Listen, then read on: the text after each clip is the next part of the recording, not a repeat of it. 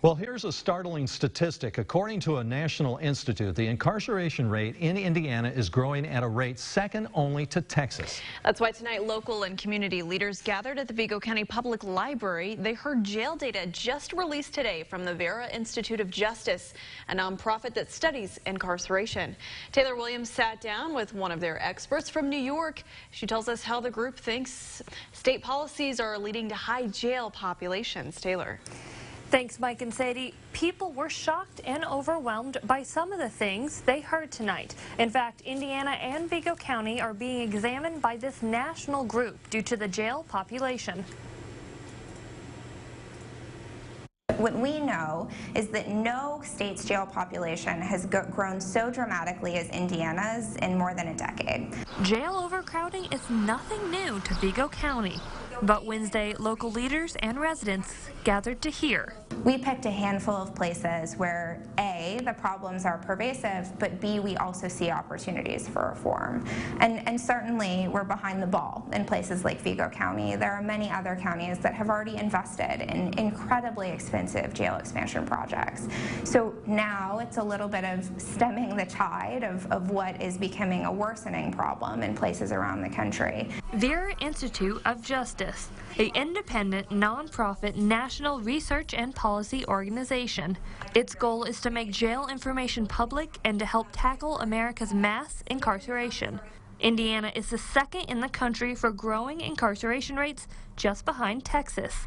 One of the reasons for the spike stems from state policy that makes county jails house level 6 felons, according to the Vera Institute. Plus, the study also blames the high number of people missing pre-court dates.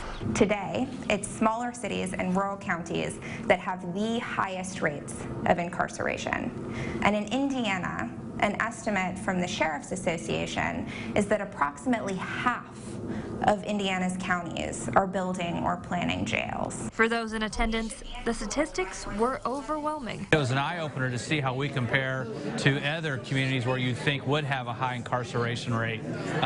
What I look to gain from this is how can we improve our systems even more to kind of keep people from being in jail so long. We need to improve, but she's here because she saw that we have a real opportunity in Vigo County to change that going forward.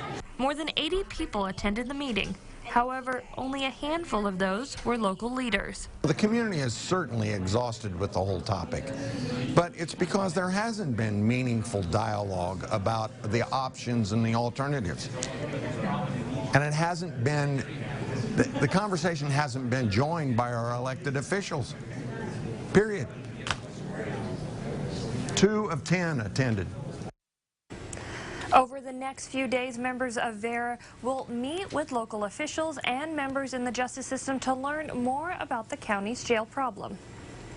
Thank you, Taylor, for that report. Vigo County leaders are currently considering several properties for a new jail that has been ordered built as a part of a federal lawsuit. A status report from the county on the progress of the new jail is due to the federal court April 30th, and a decision on a location must be made by mid-May.